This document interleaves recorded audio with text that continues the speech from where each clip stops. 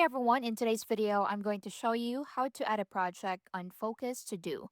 If you want to organize your tasks better in Focus To Do, in this quick guide, I'll show you exactly how to add a project step by step using your phone. First, open the Focus To Do app on your phone, and you'll land on the main dashboard. Now, in the menu, scroll down and tap on Add Project with the plus icon.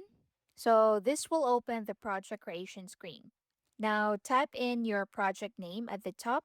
So, make it clear so you can easily recognize it later. Once done, next pick a color for your project.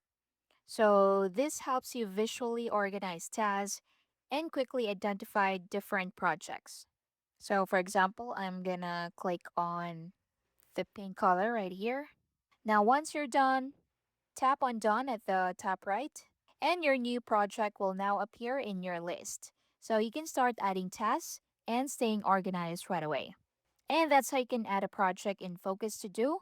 So again, just click on Add Project down here, tap in your name, and choose a color, and click on Done.